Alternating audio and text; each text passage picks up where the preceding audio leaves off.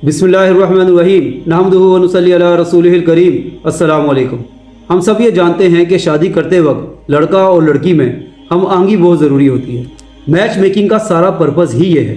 तो जब आप ख़ानदान में शादी करते हैं तो वो रिश्ता या तो माँ की तरफ से आ रहा है या बाप की तरफ से आ रहा है, तो आपके वालिदैन उस ख़ानदान में पले हैं, वो नस्लों से एक दूसरे को जानते हैं, तो काफ़ी हद तक सोच का अंदाज भी सेम होता है, एक्सपोजर भी एक जैसा होता है और लाइफ के टारगेट्स भी एक जैसे होते हैं, जिसकी वजह से मैच मेकिंग के बहुत सारे मसाइल वैसे ही हल हो जाते हैं। फिर रिश्तों की कॉमन ग्राउंड से बहुत फ़र्क पड़ता है।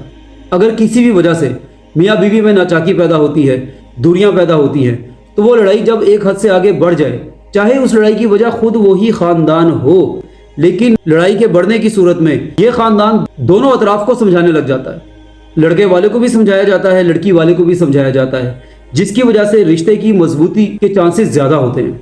फिर जहाँ पर लड़का लड़की खुद भी जिम्मेदाराना सोच के मालिक हों, वहाँ पर यह फैक्टर उनके जहन में पहले से होता है कि अगर हमारी किसी वजह से अलहदगी होती है या फासले बढ़ते हैं तो इससे दो ख़ानदान आपस में टूट जाएंगे। ये सारे के सारे फ़ायदे आपको हासिल होते हैं ख़ानदान में शादी करने से। फिर एक और चीज़ जिस पर ध्यान करना बहुत ज़रूरी है, आप ख़ानदान से बाहर शादी करेंगे, एक नया रिश्ता बना, वहाँ से आप एक नई बुनियाद से शुरू करेंगे जहाँ पर एक नए ख़ानदान की लेगेसी शुरू होगी। लेकिन अगर आप ख़ानदान में शादी करते हैं तो वो लेगेसी पहले ही जनरेशन से आ रही है, जिसका अल्टीमेटली आपको या आपकी नस्लों को कहीं ना कहीं जाके फ़ायदा होगा और आप एक ज़्यादा मजबूत यूनिट बनोगे। आज रिश्तों में तलाक की शरह बढ़ जाने की एक वजह यह भी है कि गैरों में शादियाँ ज़्यादा की जा रही हैं।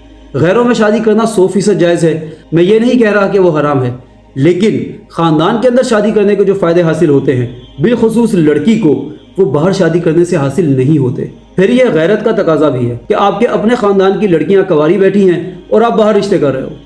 इस्लाम में भी पहला हक करीब के लोगों का है, चनाचे माँ बाप को खुद भी चाहिए कि ज़िंदगी इस तरीके से गुजारें, ऐसे असूलों पर गुजारें और आगे आने वाली नस्लों के असूल भी ऐसे बनाएं जिससे ख़ानदान मजबूत हो और आपस में शादियाँ करना ज़्यादा आसान हो। अब यहाँ पर एक लेजेंडरी सवाल जो कि बहुत ज़्यादा आता है कि जी ख़ानदान में शादियाँ करने से अपाहिज बच्चे ज़्यादा पैदा होते हैं, एबनॉर्मलिटीज़ ज़्यादा होती हैं, ऐसी स्टडीज़ मौजूद हैं। तो पहला सवाल, वो स्टडीज़ जिन लोगों ने की हैं उनके अपने यहाँ ख़ानदानी निज़ाम ही नहीं है, बल्कि इज़्दिवाजी निज़ाम भी तबाह हो चुका। और ये जो नस्ल दर नस्ल कबाइल में शादियाँ होती आती थी, वहाँ पर एबनॉर्मलिटीज़ क्यों पैदा नहीं होती थी? और जिनकी आप ये स्टडीज़ पढ़ रहे हैं वो अव्वल तो एथियस्ट हैं, तो इज़्दिवाजी ज़िंदगी ना होने के बराबर है। और अगर वो किसी और मज़हब से ताल्लुक़ रखते हैं, उनके यहाँ वैसे ही कज़न में शादी करना हराम माना जाता है, जिसकी वजह से उन लोगों ने अपने मज़हब के मुताबिक साइंस को मोल्ड करने के लिए ऐसी थ्योरीज जनरेट कर दी, क्योंकि ज़्यादातर थ्योरीज इन्हीं चीज़ों से जनरेट होती हैं। जैसे बिग बैंग एक थ्योरी है, लॉ नहीं है। और मैं बड़ा हैरान होता हूँ कि लोग ये कह रहे होते हैं कि देखो साइंसदान अब जाके यहाँ पे पहुँचे और कुरान पहले से कह रहा था।